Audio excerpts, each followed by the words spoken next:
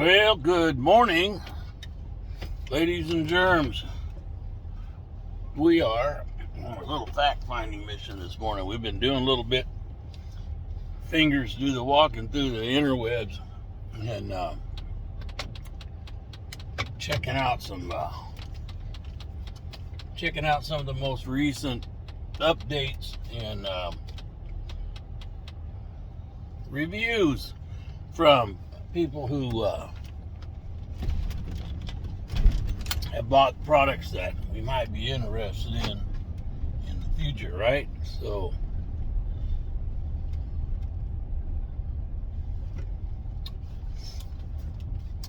Nana told me if I needed, or if I wanted to, I should buy a new grill,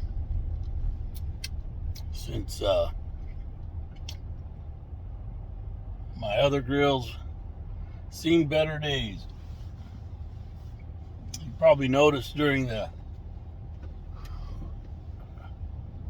cook with the pork butts that that thing's pretty whooped.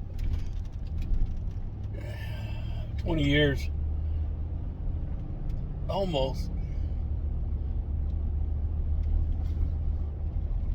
A good 15 years of being outside cooking in this weather for that pretty inexpensive cheap little stick burner. It's a pretty good run.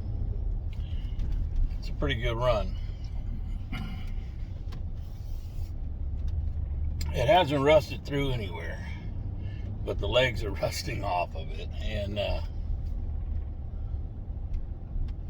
I've been wanting, I know it's kind of sacrilege, right? But I mean, here's the thing with people who do who smoke meats and do a lot of cooking low and slow. The old traditionalist, wow, look at that. I'll show you what I'm looking at. The old traditionalists, right? The original guys, right? They used to use a pit anyways. They just make a fire in a pit and put a rack over the top of the pit. And then when the fire burned down, they'd rake the coals underneath the meat for heat. So they didn't have any direct heat going on. Let me show you what I was talking about a sec there. Look at that. I hadn't seen that car around before. I know I'm a big car nuthead, but look at that. It's got, those wheels are a little outdated, but that's a clean body, clean car. That's a Le Mans, but that's the same body as the GTO. You see, same grill. What is that, a 69 maybe? We're gonna turn around, we'll get another look at it. I thought that was cool. I can't just drive down the road and go anywhere and do one thing. If there's cars around, I'm gonna get distracted like a squirrel for a nut or whatever else gets distracted kind of thing.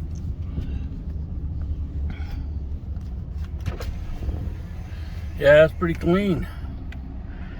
We like that.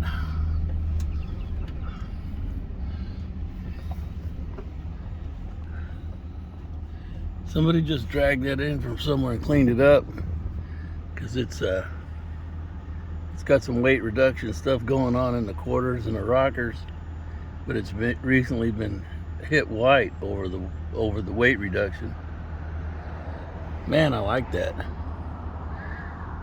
Probably just picked it up. He's got the same low-cost rear view mirrors that I have on my car.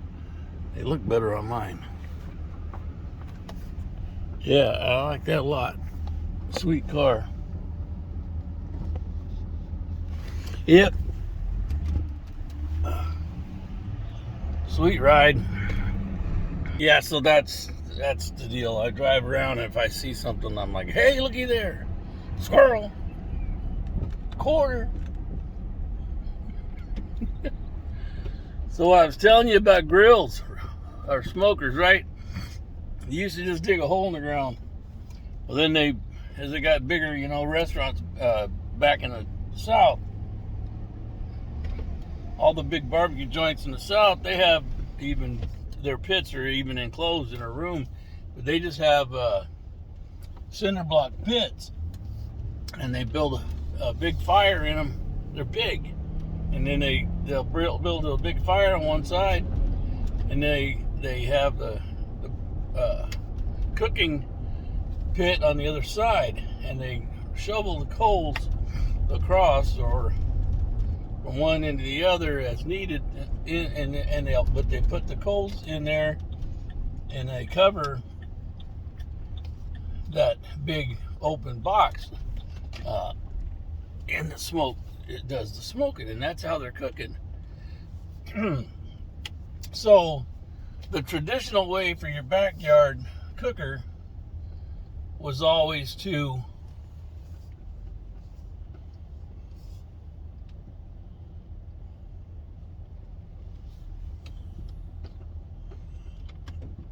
to do low and slow the right way was to have an offset chamber with what they call a belly smoker with an offset box. And so you have your fire box at one end, and it's set slow, and then the smoke and the heat is offset, and so the meat sits in the middle, and you have the smoke comes from the firebox and it travels across at a relatively low temperature, and the smoke exits the other side. Well, the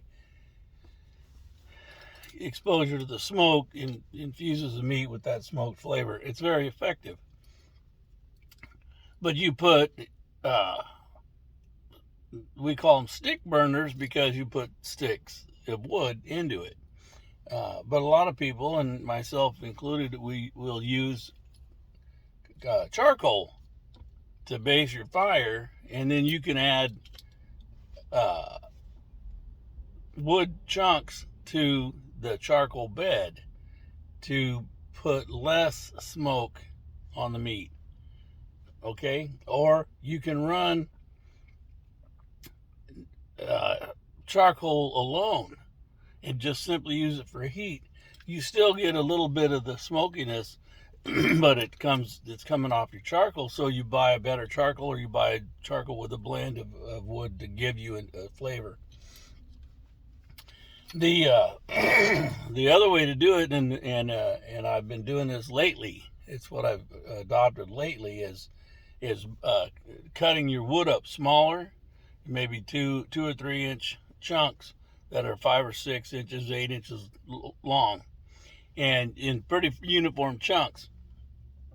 Get your fire started with charcoal, and then you use the wood to keep enough fire to keep a bed of coals to ignite the next piece of wood. It takes a lot of attention tending it because you're managing your fire. But that's how you get the right cooking temperature, and that's how you get the right smoke exposure to your meat. Because what you do is, if you let it die and you're constantly relighting fire, you're getting a lot of smoke. But if you're getting a lot of smoke, you're gonna overdo your meat. And so what you really are looking for is that threshold where you can burn the wood, but you don't have a raging fire in that firebox, but you're not getting a ton of smoke. You're not smothering it either. And so you crack the vents that feed oxygen to the fire a little bit to slow the fire down, but you leave the exhaust wide open. And that's new for me. It's a different flip of the game. But then you try to moderate how much heat you're getting by how big a fire you build in the firebox. Now, it's pretty effective, and I've enjoyed the results. But these are traditional ways of doing it. And so the other idea is there are people who use electric smokers. and you put wood chips or some kind of wood fuel in the bottom, and you plug in your electric smoker, and the heat coil in the bottom smokes and smolders the wood, and you have a vertical smoke box that traps all smoke. You can get those to operate at very low temperatures. I can't get an offset stick burner to operate at very low temperatures. It's not effective. But purists say, you know, low and slow stick burners is the only way to go. Matter of fact, in some parts of the country, you're limited to only one kind of wood that you can use. So, you know, everybody's got their purist idea. But anybody who's very serious about a good piece of meat is universally against pellet smokers. But look, they're the new game in town. They've been around 30, 40 years now, some of them. They've been around a while. So, you know, at least 20 years for Treager and some of the others that came on board, but they've been around a while. And the technology has gotten better with the way that they work as far as controlling the feed of the pellets and controlling the temperature of the chamber and monitoring the temperature of the meat, and actually creating more or less smoke to your preference. You didn't used to have a lot of variability. You kind of, like the Ronco guy, you set it and forget it, and that's the criticism from the traditional guys.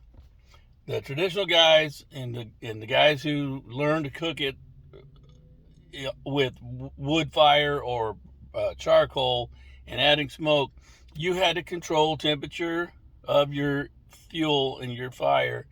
Simultaneously, you had to learn how to do the correct rub. You had to learn how to marinate or prepare your piece of meat days in advance to get the finished product right. And then you had to tend that brisket. If it's a big brisket, you're going to tend that thing for 13 to 20 hours. That's why you're proud of it, because you're on it for a long time to get the right result. And you learned how to cook that meat. Now, a lot of people out there today, they buy a pellet smoker and they think it's going to make them a good cook. Now, it's made a lot of people look good, but a lot of people don't like the results they're getting. They don't like the results they're getting because they don't know how to cook in the first place. You gotta know how to cook the meat. That way you know what you need that pellet smoker to do for you. It is a Ronco, set it and forget it. But that's the problem and the criticism is people don't know what they're doing. They plug it in, they turn it on, they set it to the temperature it's going to be, they come back in 6 or 8 hours, they got a perfect product, and look what I did. But you didn't do nothing. You just stuck it in the oven. You didn't even, I don't know, maybe you used your own rub, but maybe you didn't. But the thing that's happening, a lot of people are criticizing because that you walk away from that fire for hours sometimes, and that grill malfunctioned. Sometimes that grill, the auger will stick, the pellet grills, the auger will stick, and you'll get problems with the burnout, whatever. You'll lose your fire. Then the power goes out and you'll lose it. And then when it comes back, it doesn't reignite, you know. And so people have a lot of complaints about the pellet grills, but there is a ease about them which makes them very interesting, very attractive. I have noticed more and more of the competition guys using more and more technology on their traditional stick burners. They're way up there with the technology now. They've got automated temperature control where they're throwing sticks in, but they've got an electronic controller controlling air and volume of air and throttling the oxygen that's fed to the fire and controlling the smoke. I mean, it controls everything. Well, so how much traditional is that? So then I've been checking out these guys that I respect their opinions and their information on the YouTube. Some of the top smoker guys, and they've been evaluating the pellet smokers. And so long story short, the popularity is rising among some of the traditional style barbecue guys. Enough so that even that I want to investigate them because I'm interested in getting one. My reasons are twofold, but well, I got several reasons, but one of the main reasons is the pellet smoker. You can go out and turn it on as easy as you can go out and turn on a gas barbecue grill. And so you can go out and turn the thing on and have heat and cook something. It's that simple. And at this point, I don't have anything of that nature in the yard. And there's too many times where my wife wants to fire up the grill and throw a couple steaks down, or she wants to fire up the grill and put something on, even just slow cooking a chicken or something, right? But we don't have anything of that nature. So that's what I'm going to do today. I'm going to go look at some grills. I kind of have thought about getting a Green Mountain grill. I understand there's a couple of dealers here in town that may have them. They're hard to find. And I know you may not like Green Mountain. Everybody's got their own reasons for everything they like, right? All the stuff and all the reading I did, all the research I did, I like that. There's a lot of reasons where you could read the same thing I read, but you're going to say, I like that one instead. That's just human nature. That's okay. But that's the way I've decided I want to go if I can find the right one. Two things are important to me. Square inches of cooking surface. My stick smoker right now, my stick burner's running about 540 inches. So I don't want to go any smaller, not really. Not much. It's a little bit big if all you want to do is like a couple of tri-tips. It's a little bit big of a unit, but it's not that big. I can do as many as 3. I could do 4 small briskets on it, but I could do 2 or 3 large briskets on it. It's tricky, but I've done it. It's been a workhorse, but so I don't want to go any smaller really. So I'm looking for something about 550 inches of cooking surface. Price point is important because I'm not buying this as maybe my be-all, end-all unit, right? I want it to fill a gap. That don't mean I'm going to stop stick burning, but I need it to fill a gap, and it'd be fun to have something that Denise could turn on and fire it up and throw down some meat.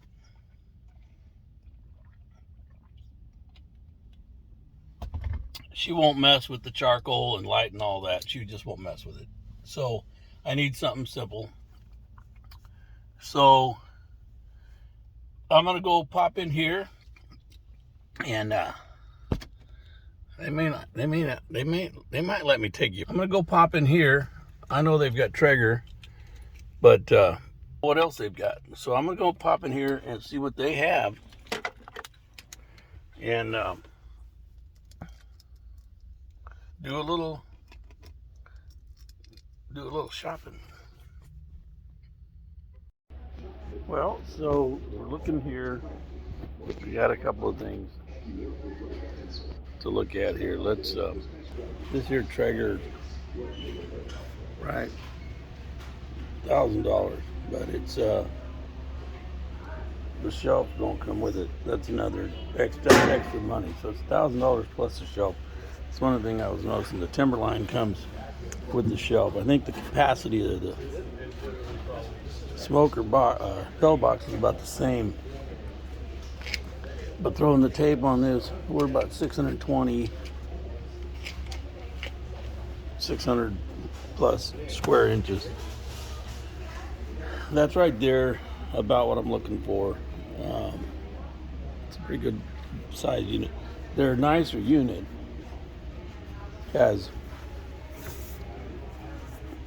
Comes with a shelf, some other things. It's got multiple warming racks. It's all stainless steel interior. I like the stainless steel a lot. The $2,000 price point. It's insulated or somewhat. You know, it's got these shields, heat shields in it, and it's got this nice gasket around the top and these heat shields. So that really helps form a nice seal when this closes right in here, and it does. It does a great job of sealing that. That's nice. Then the smoke vents out the back. With the shelves, you've got a lot of extra cubic inches of hooking surface, but without the shelves, say you're using it for a turkey, right? You're going to set the turkey in here, you're going to have to lose one of these shelves. But it's tall enough that you could keep this top shelf, still get a turkey in there.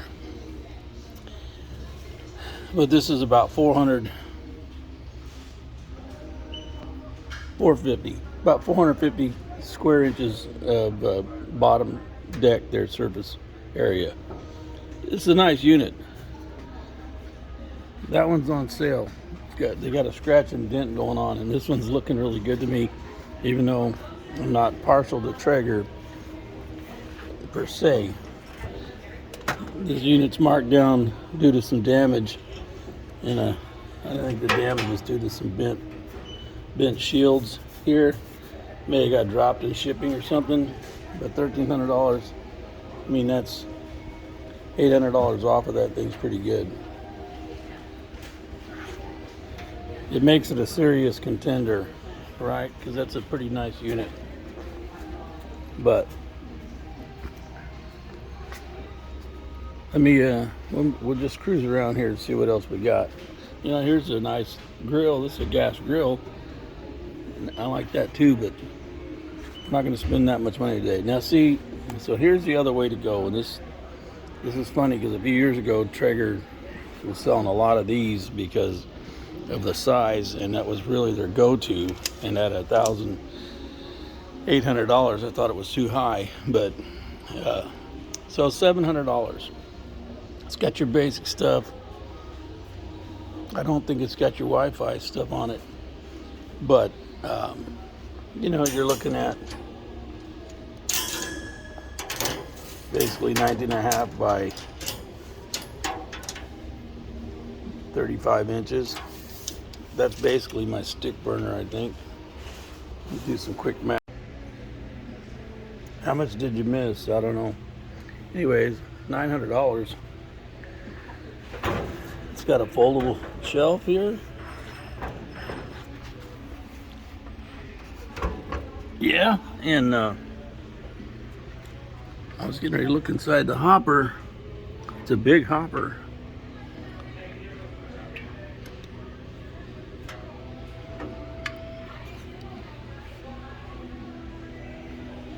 Huh. Might have to do a little internet research on that bad boy real quick here. I'll let you guys go. I gotta check that out.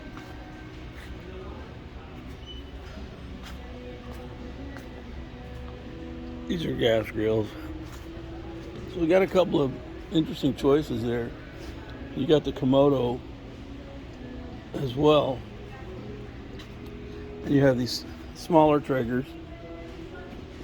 I mean, this is a pretty good price point for getting in the door, you know. That gets you in the door. That's 19 and a half by about 23.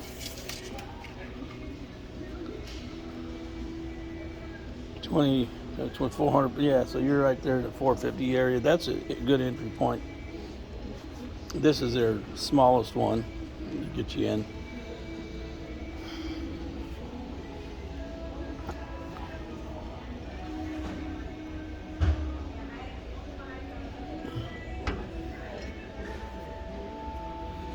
Well, you see guys, we've got a lot of options.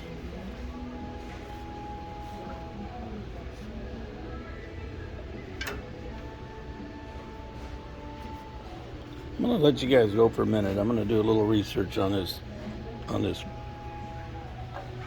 Master Built Gravity Series Smoker 1050.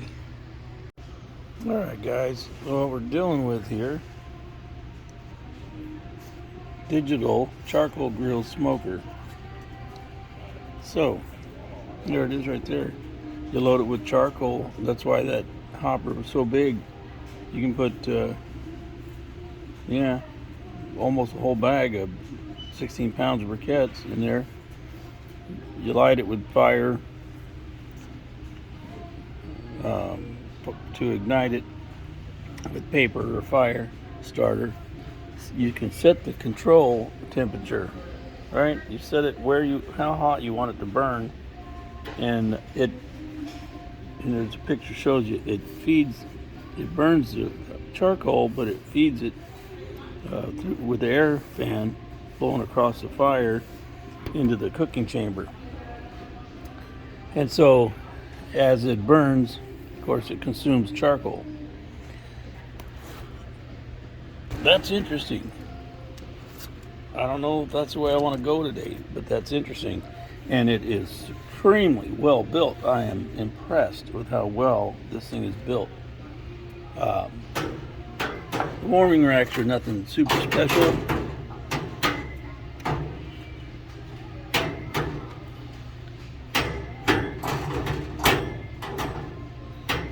But they're built nicely. They pop in and out of there through these. You have to pop this back one out first, slide it out, then you'd slide this one in and out. See, this one here shows you how you can slide that one forward and access it, which isn't a great help. You remove it the same way. You pop it up and over the deal, and then you can pop it out. Not bad. Right? I like that idea. I bet you it burns hot. I bet you it does burn hot. So we're gonna take another spin around here, see what we think we like. Well, gentlemen, I'm probably in trouble.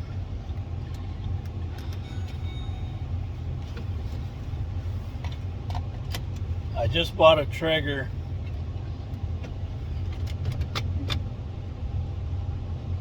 Hey, it was at the bottom of my list, right?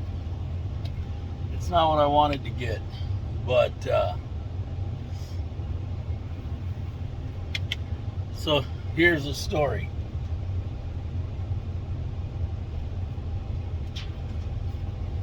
All right, here's the story. I was going across town to go and look at some Green Mountain grills because I pretty much decided that's what I wanted, was the Green Mountain grill. And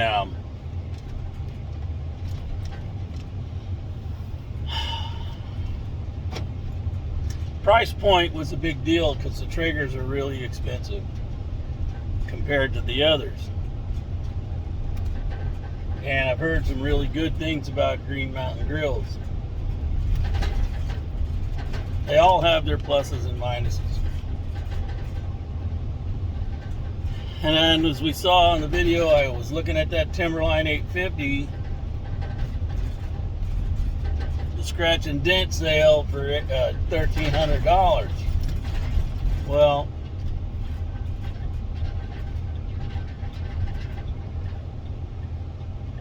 its list price was $2,099, and they had some brand new ones in there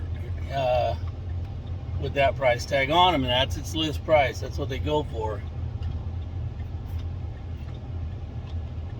This one was marked $1,300, so $800 savings. Made it really interesting to look at. It's all stainless grills, grates, and insulated, Wi-Fi. It's got everything, right?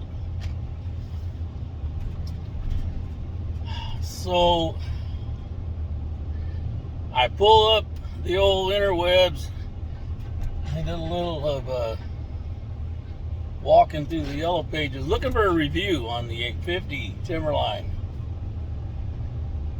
And the first thing that pops up is it's on sale at Ace Hardware for $13.99. Well, the dented one is $1,300, but the brand new one, still in the box, is on sale for $13.99.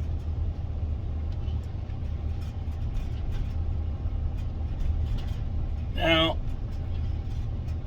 I'm not real impulsive, but I probably should have went and looked at the Green Mountain grills anyhow, but I didn't, because I asked the lady, because she didn't have any sale prices on none of her stuff. None of it was marked. And so I said, you know that your grills, you know, these Timberline 850s are on sale for $13.99. She said, no, I didn't know that. So she goes online, she looks it up, and she looks at the store information, and she goes, you're right, they are. And I said, well, if I can get this one for $13.99, then that one that's dented over there for $1,300 isn't near as attractive. I'd take it for $1,200. I'd take it off your hands right now today. I'd walk out of here for $1,200. I didn't think she would do it. She didn't think she would do it, and she didn't want to get in trouble, so she calls the person with more authority than her. She said, here's the deal. It's on sale for $13.99. We had it marked down to $13. He says he'll take it for $12. The guy says, do it.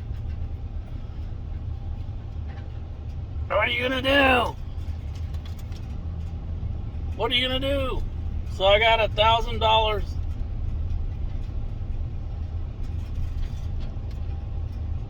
I got it for $1,000 off. What are you gonna do? You know?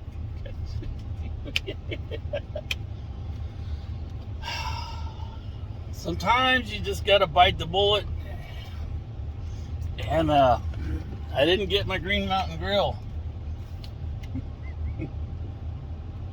but I got a lot nicer unit than I was gonna get. Oh well. I didn't buy any damn pellets. I was so excited I forgot to buy pellets. I gotta unload this thing, and then I gotta go back to the store and get pellets. Oh gosh. Yeah. So I'm in trouble, but you guys don't know. You don't know. You don't know how many pairs of shoes my wife can buy for $1,300.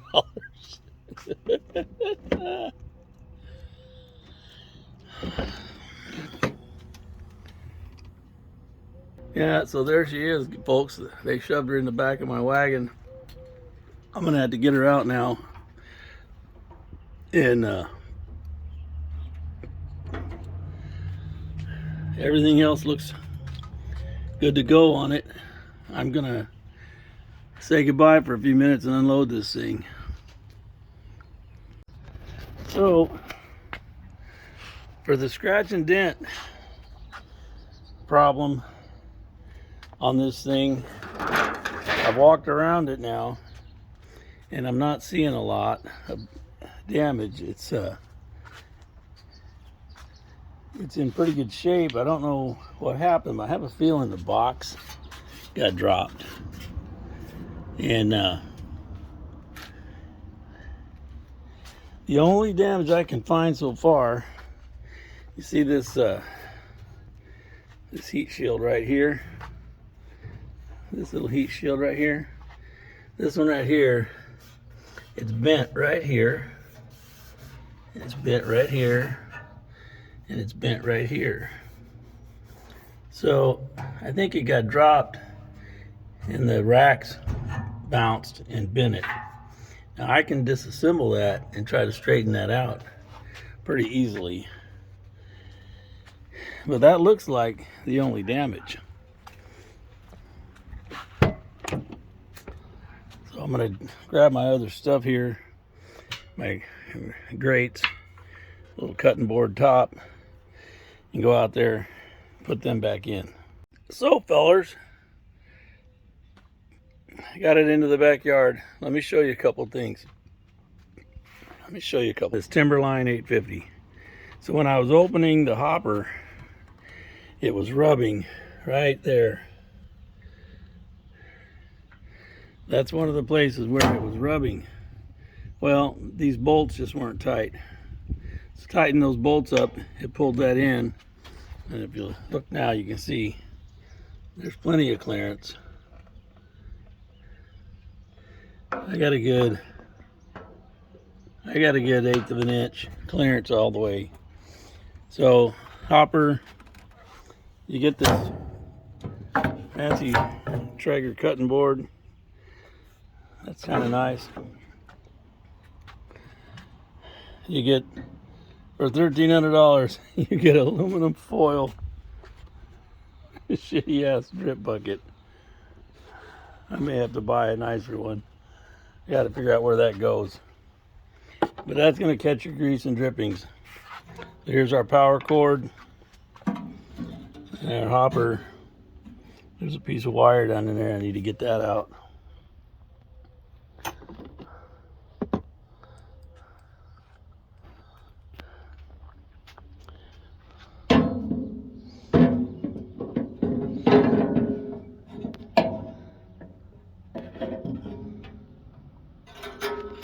All right, Magic Fisherman.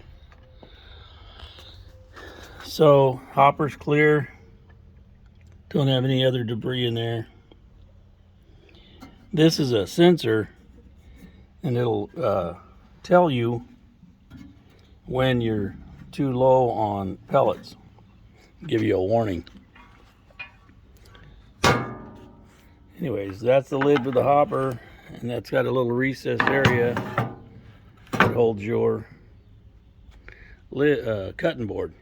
That's all right, but don't forget it's there, and open the hopper and drop it on the ground, right? Either that or that could be attached. It came with a shelf.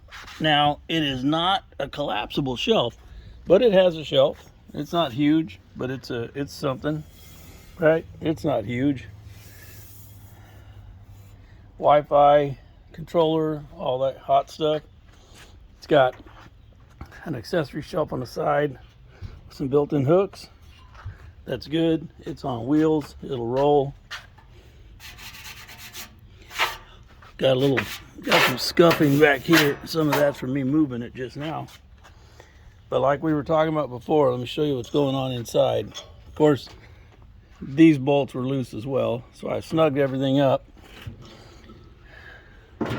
But it's got this gasket I was telling you about. It goes all the way around this lid, right? That's a nice feature. Nice feature. It's got an insulated, air insulated lid. The baffles on the sides help it contain heat. And I was telling you that this baffle here is bent, you know, and we can see where it's bent. Well, it's bent far enough that it affects the ability right here of this rack to ride on that. So it's possible to shift it too far one way or the other if you're not careful, and it'll fall in there. So I will have to take these shelves out, and I'm going to remove this baffle, and I'll hammer it down flat so that it pushes the supports inward a little bit. But it's bent in all three locations where these racks go. So I'll fix all that. That's a no-brainer. But it's a good setup with the air baffles, the gasket lid, heavy duty lid. It's got stainless steel cooking racks. It's got 3 of them. So man, you can do a mess of whatever. I can get 2 or 3 briskets in there like I was talking about, and still have room to heat up bread, smoked vegetables, whatever, right? So far, that plate being dented is the only thing I can find that is dented. So I got it out of the car. I will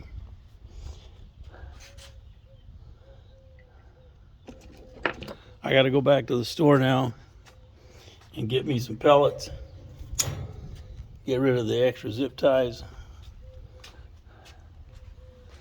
I got to go to the store and get me some pellets and come back and fire this thing up. Read this in owner's manual, and we'll be in business. Yeah, these grates come out straight out the front.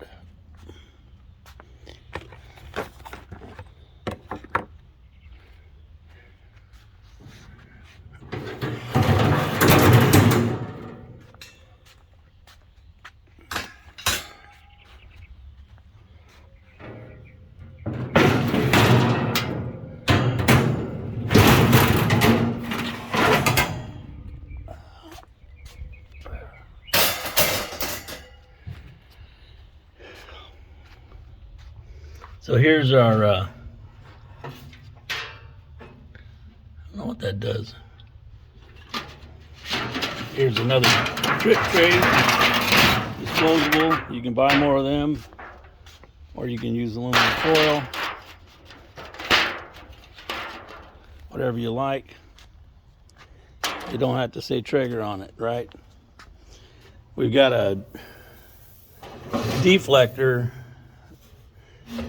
drip tray in the bottom here, and it's got a bow into it, and that's by design, because whatever drips here, this is where your fire chamber is, right underneath it.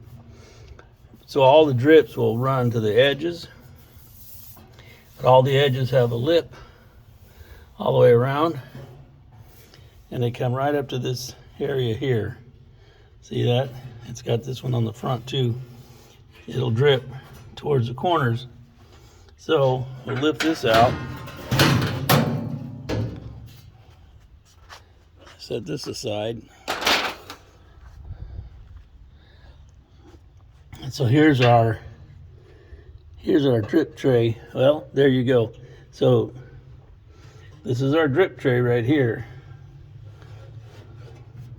and then it runs down here. It's got this little chute, and that chute goes down to a drain underneath. Let's take a quick peek up there.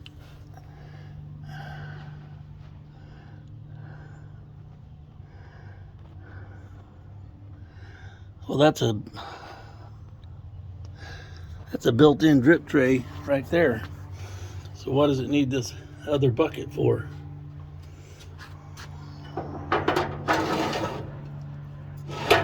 There you go, guys. There's our drip tray.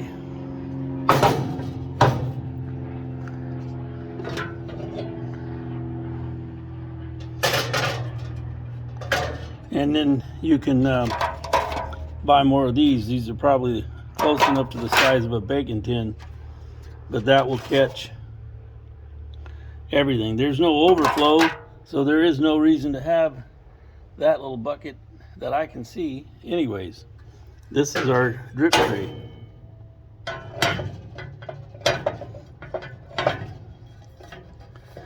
I guess you could hang that bucket right there and catch all of the drip coming out of there.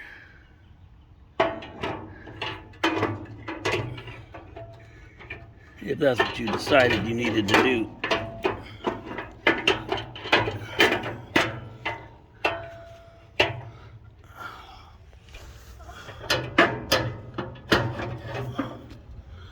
So that goes back in there. You kind of have to tilt it up. But that's your drip tray right there. Pretty cool, guys. I'm pretty pleased with it, all in all. So I need to get my tools out. Take this panel off. And those look like 1/4 inch screws.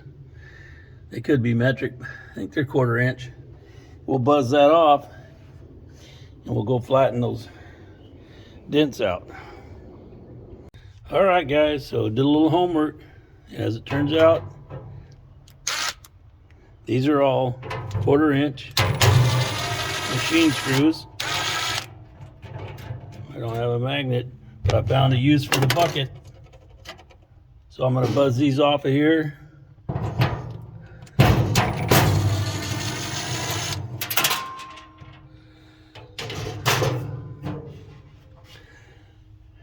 Try not to lose any. I'll be right back.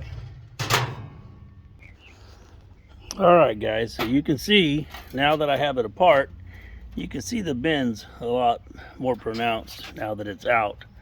Now I've got a lot of pop rivets there. I don't want to affect the pop rivets too much, but I'm going to try to take some of those dents out and get this thing to lay flatter. Should be a pretty doable thing, so let me see what I can do.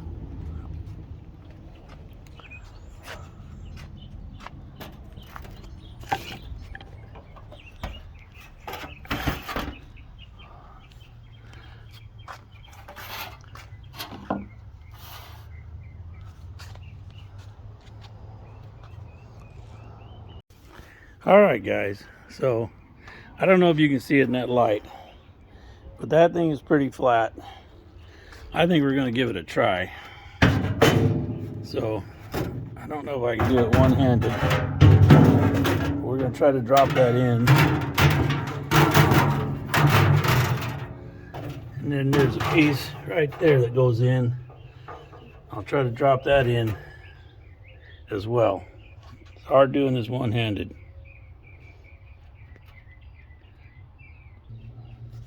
All right, it's all installed and it's tight. Our drip rail is back installed. All of my nuts and bolts are tight. Got one loose set of rivets. I tried to tighten them up. Didn't do very good. But you can see it's no longer all dented. See, it's got everything is back in place and it looks flat. So let's go see now if we can install our components without having an issue. Is there anything I needed to do in here? Just take a quick look in the burn chamber. Yeah, there's a wild hair in there. We don't see any other foreign objects. There's our deflector. Okay, so that's where our fire is going to come with this. So I'm going to have to think more about the fact that I've got direct heat coming up. There's a shield, a deflector, but it's still a lot of heat here instead of heat coming off the side like I'm used to. Learning curves. Okay, so here's our deflector. This is our heat deflector slash drip rail, and it's hotter than a pistol because it's been sitting out there in the sun.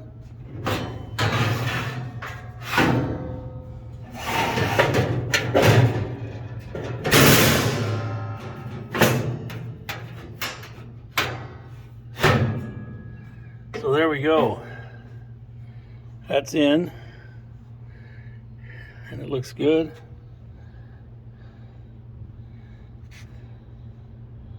Doesn't look too bad, side to side. See if we can get this bottom.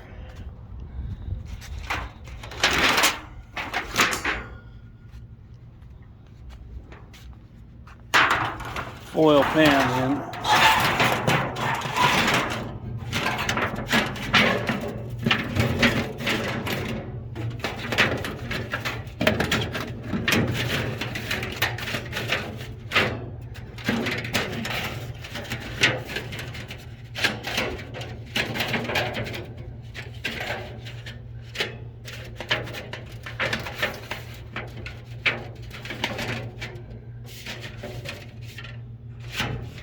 You know, that leaves a little to be desired, but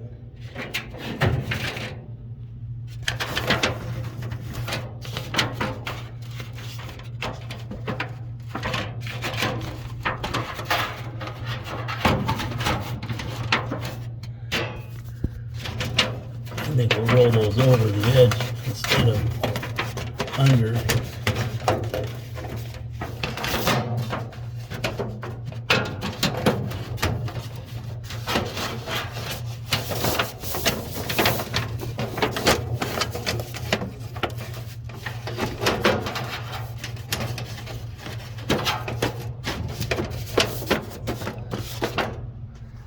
But that's in there.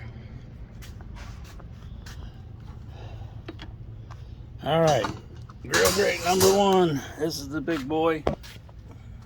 It's the heavy one. It has 2 locations. Grill grate number 1 going in. If you'll notice, it won't fall off of there. And it's all the way over here, so it won't fall off of there. So see, I can move it back and forth, and it's not falling in. So when that goes all the way back, this rail is indexed in these 2 catches right here. See, those little camel hump catches.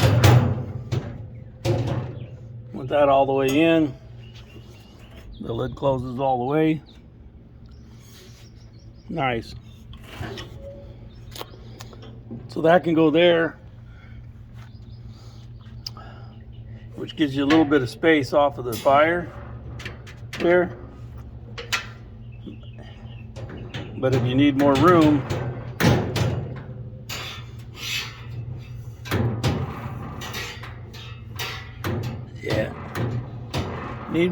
that'll also go flat on the bottom here. So let's try it real quick while we're standing here, right? You rock it in there, put it up on the rails in the back. See, it indexes here too when you're locked in all the way. So give that a little lift. Push that all the way in. Golden. Right? Yep. So that gives you even more cooking space, but it gets you closer to the heat here. So something to think about. This next grill grate goes higher up, but I think it might be able to go down here on the bottom too. I'm going to try it.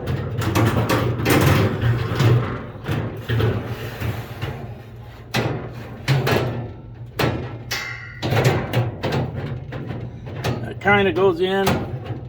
It will kind of index right there. It is supported, and it's not falling off of those rails anymore. See that? So let's go on up to the next level up, see how it fits. This is the one we were having issues with. Now see, no matter what I do, it won't fall off of those rails anymore. It indexes right here. We're locked in. Much better. So yeah, You can tell it got a little bent, but it's not bad at all. It's going to work perfectly fine. And this is our top grate. This one didn't have as much trouble. It's locked into the indexes right here. It's riding on the shelf in the back. I can't move it side to side and get it to fall in. So, fixed simply by straightening out this panel here. So scratch and knit, I mean, they knocked another $100 off, so that's $200 cheaper than on sale. It was regularly $2,099. I got it for $1,200, so they knocked $800 off of the thing. Actually, a little more than that. So good deal. Good deal. There's our temperature probe. It doesn't come with any of the external probes, and it looks like there's only provisions for one, but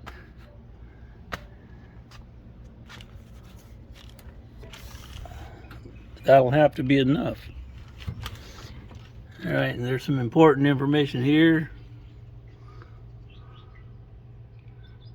Download the Treager app right there. All right, so there we go.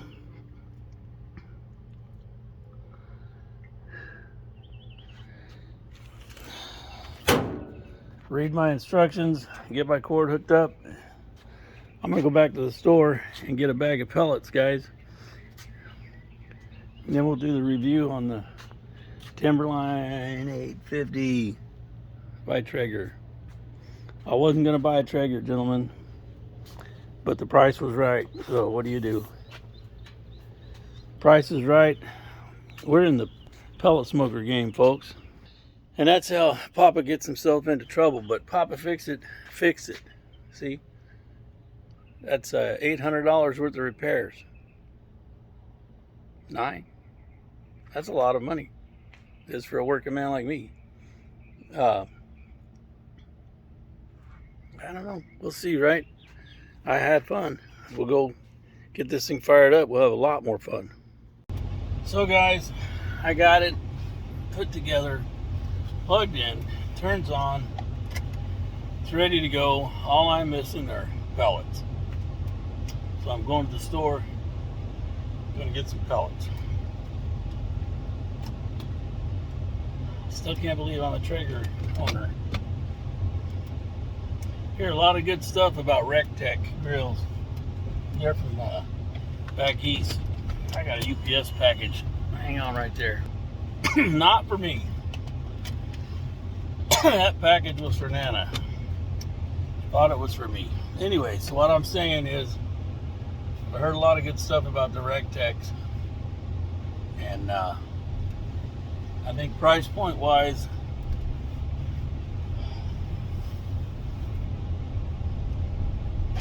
probably right there, but then I got shipping from someplace back east, and I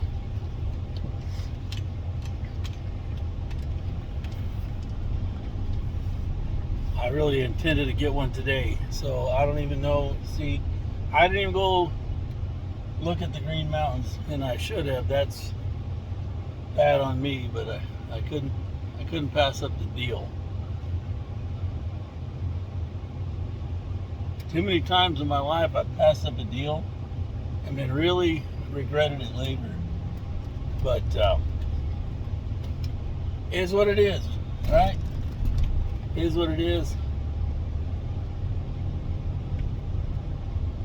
And I bought it on my Southwest card, so I got the free miles. The free miles. The free miles add up.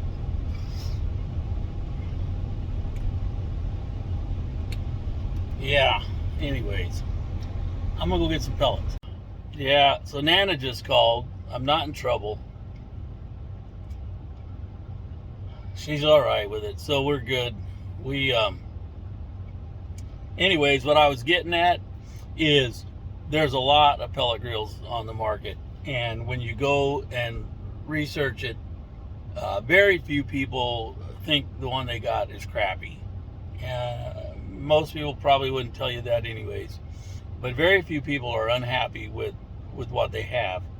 The differences between them, a lot of it's objective, a lot of it's visual, how it's made, the shape of it, whether or not it's got a gasket. The differences are minor. The differences in functionality, they're more important, but what do you want to do? You know, it depends on what you want to do with your grill. So having a Rectech, having a Green Mountain, having a Treager, you know, it's a coin toss. And so now I'm a Treager owner. It'd be kind of like me going out and buying a Dodge, but you know what? I'd drive the wheels off a Dodge. I don't care, right? If it's fun to drive, and that's where we are. So I'll bring you guys up to date. We get that thing burned in. I'm gonna do a brisket video, and we'll show you how to do a brisket, and see if I can't pull a brisket off of this thing for its first cook. But stay tuned. Okay, guys. So here's the deal. We went and got the Treager, got the pellet grill going, right? Got it all together, got it fixed up. It's time for a burn-in. They want you to burn them in, and they have a procedure for that. And so they want you to burn the thing in. You put your pellets in. There's going to be a prescribed temperature. I don't know what it is yet. And you're going to run it at that temperature for so many hours. Then they want you to bump it up and run it at another temperature for so many hours. What that does, lets the auger burn and run for a little bit, and make sure that it's going to function and be steady. It gives it a chance to recognize what's happening.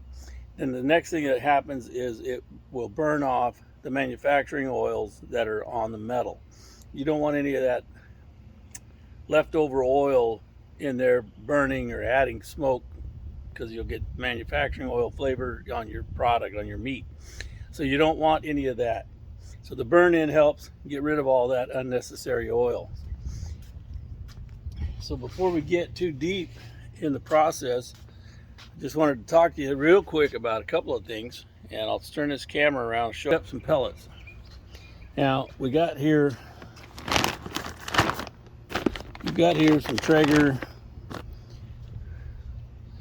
Treager Barbecue Select Premium Hardwood Pellets, right?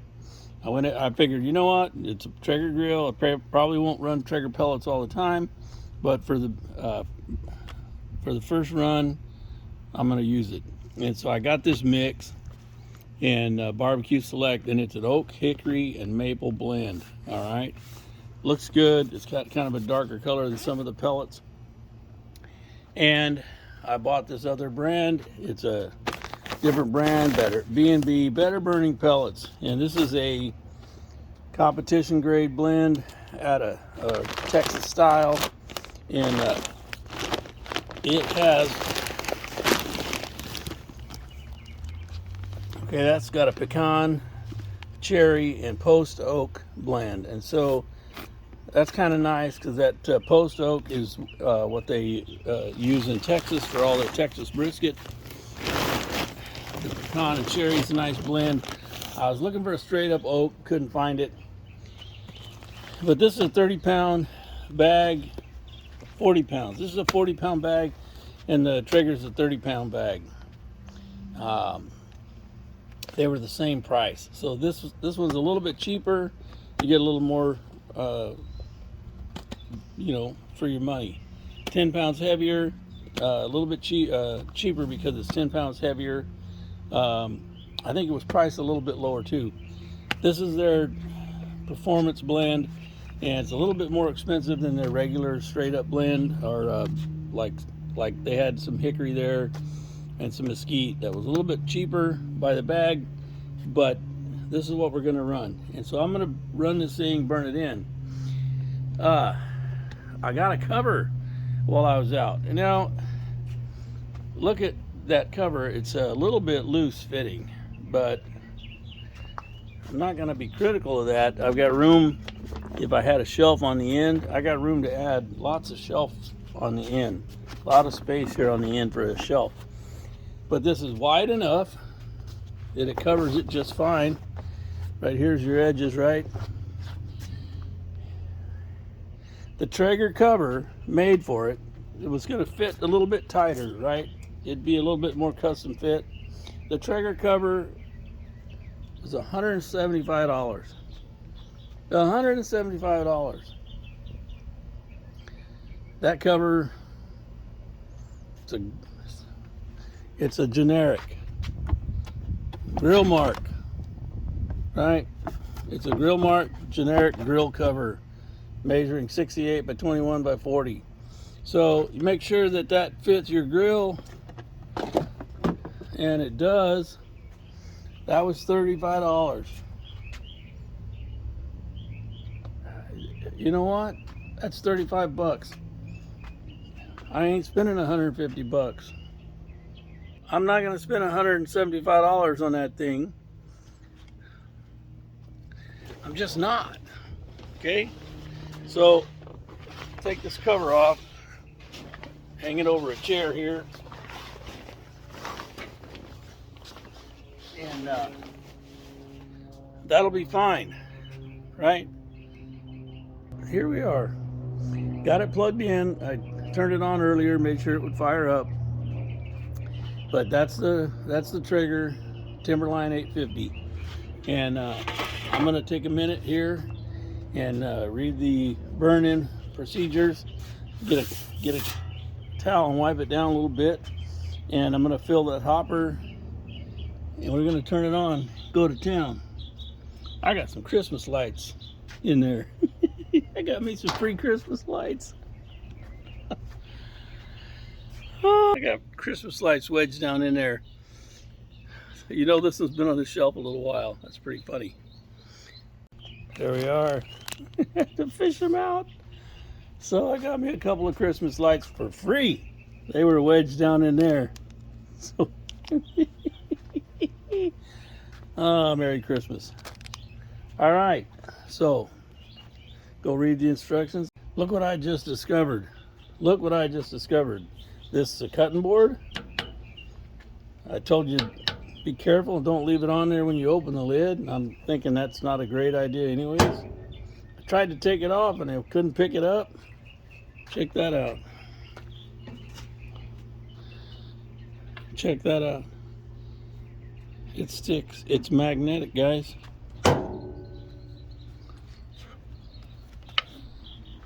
It's got some magnets right there. It's got 4 of them. Right? That's pretty powerful magnets. It's got those magnets right there. So when you set it down, it sticks. You can leave it there and open your hopper and you don't lose your cutting board. So that's pretty cool. All right, I'm gonna get this thing fired up and we're gonna see what the dealio is.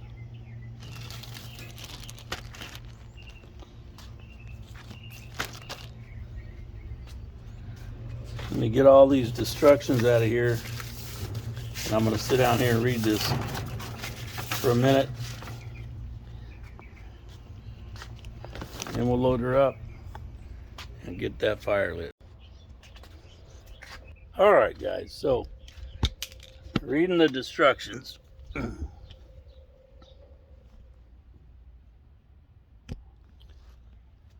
right, reading the instructions.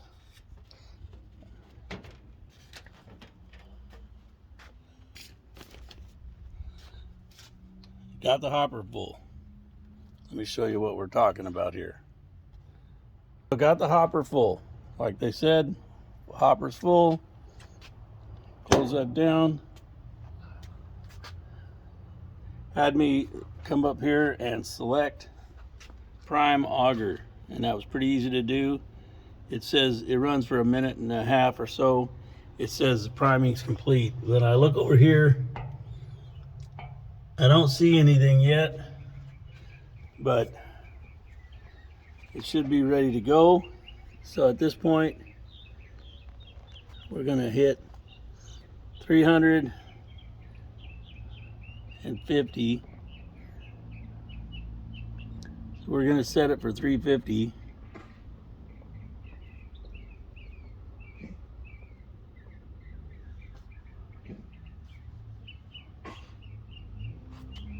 And all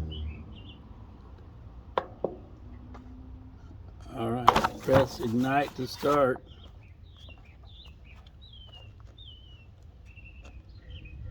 It is igniting. It's giving me a temperature readout. Now after it reaches 350 degrees, that's our set temp, and this is our actual temp.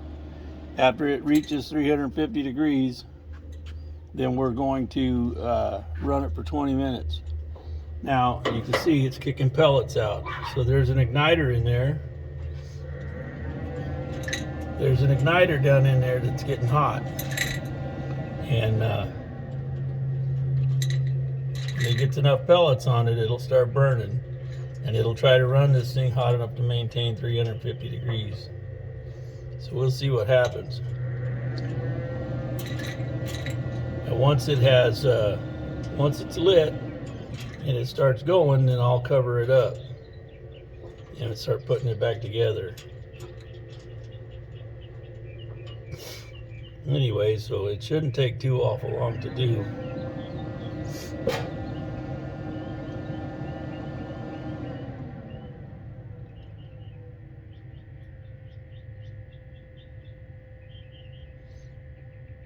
I just was curious, and I wanted to watch it this first time through to see how it's going to function and react. So that igniter is trying to ignite. It's got a few pellets on it now, but I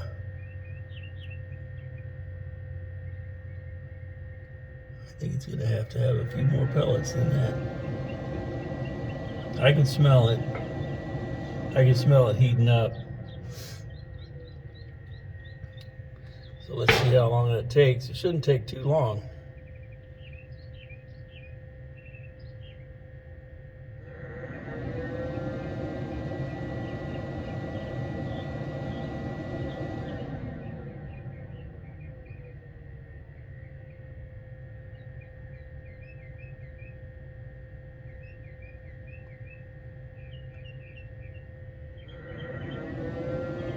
I can smell the wood getting hot.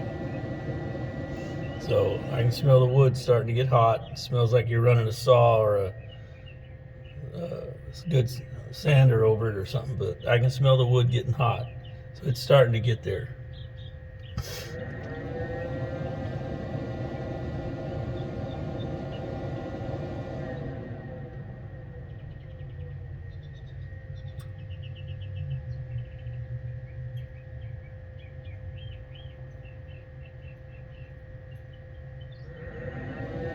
I'm learning, folks, just like you guys are. I don't know how this thing works either, but I wanted to check it out,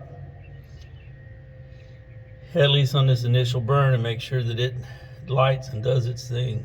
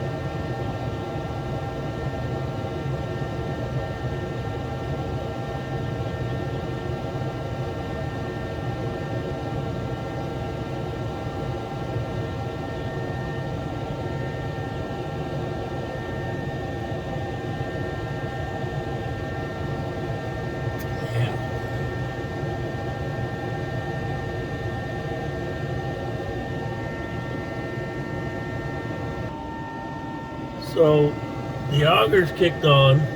See, now it's feeding the auger out.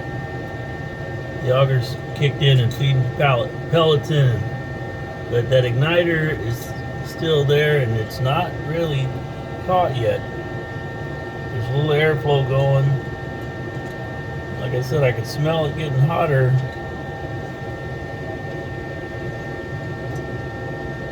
we haven't really caught fire yet. I don't know how many pellets have to be in there for it to get going.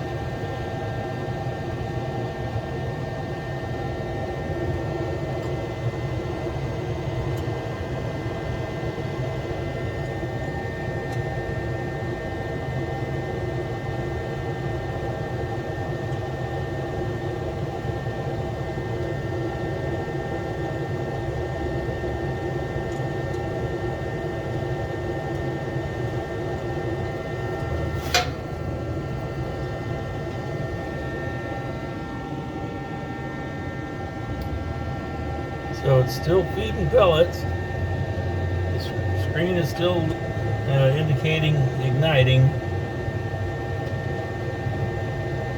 It's taking a while. Like I said, I can smell the hot wood.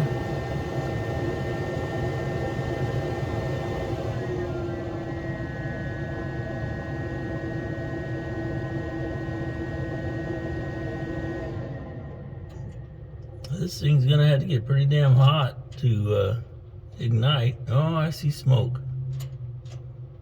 I see smoke. You see that? Is the camera getting it? Yeah, we're starting to get some smoke now.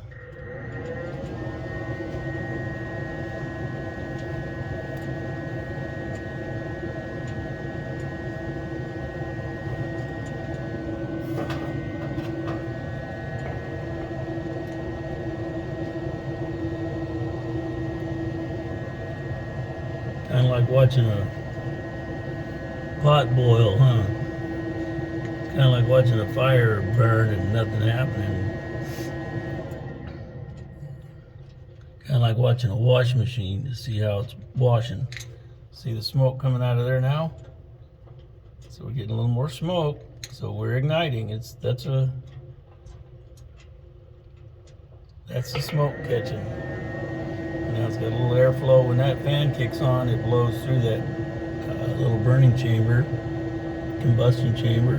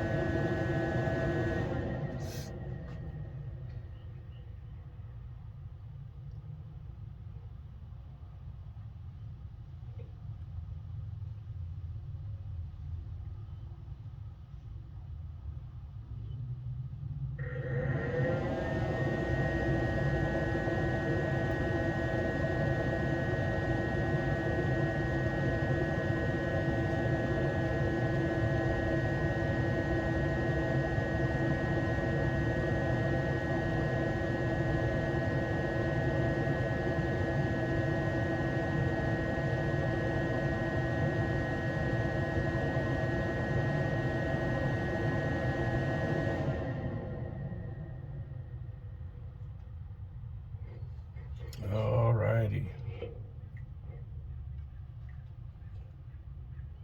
It's just about to get too smoky for me to stay in here much longer. Don't have a lot of heat yet. We're getting some, so that means we got a fire started.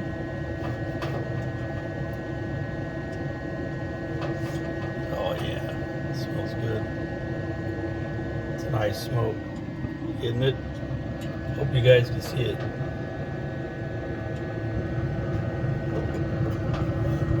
Alright, I got flame now. You see the flame? So I'm going to go ahead and put this cover in place.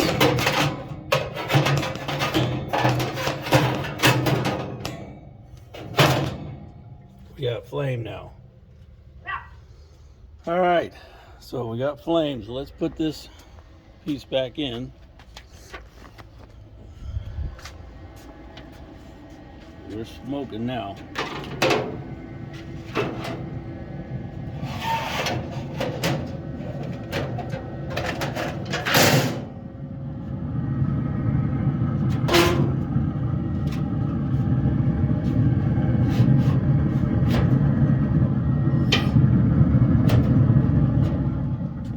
You can hear it too. You can hear the fire.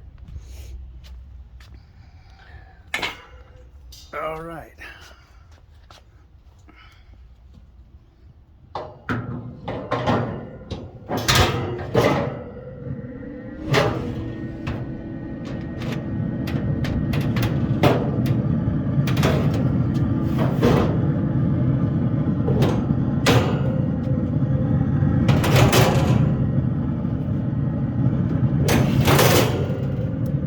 So, grill grates are in. Get our combustible materials out of the way. Temperature's up, 102, 3. I'm going to close this lid. Now, when that reaches 350, then we start timing it. We're going to time that thing for 30 minutes.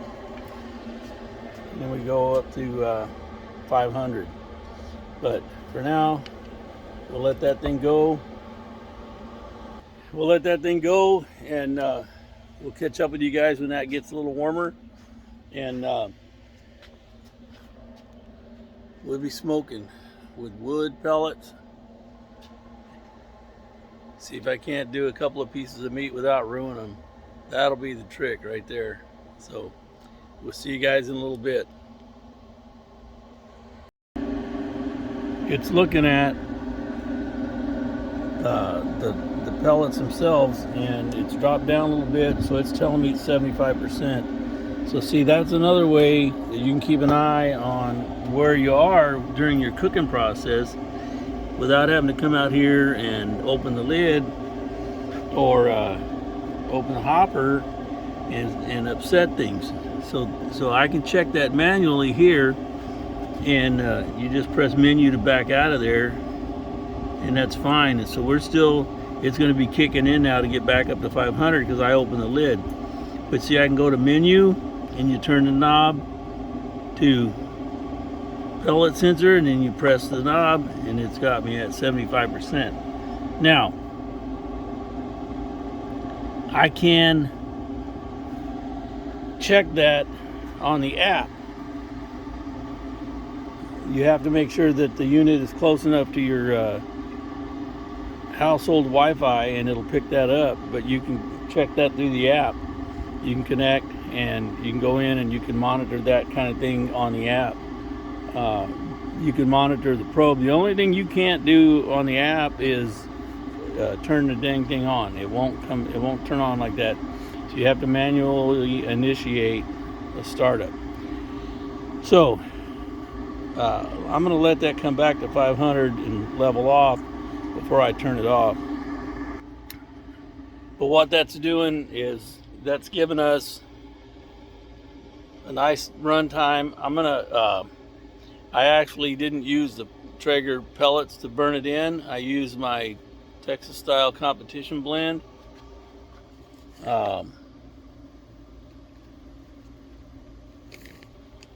And I'm going to use the Treager Premium Select, I think, for my actual cook. These are burning pretty good though. They were holding pretty steady temperature, so I haven't made up my mind yet. But if I decide to do that, they didn't used to have this. It's one of the newer things on the Treager hopper, or the Treager grill. I'll show it to you here. There's a door down here that you can open, and that'll dump your hopper. So you put a 5-gallon bucket back here, and you open that door, and all your hopper will empty out. So it makes it nice if you want to change pellet types, and you can actually change the type of pellets you're using without having to burn them all out, right? Or try to scoop them out, which, you know, it's almost impossible to do. So that's a nice feature. Let's come over here. It's a little bit premature, but I'm tired of babysitting it. I got a couple other things I want to go do.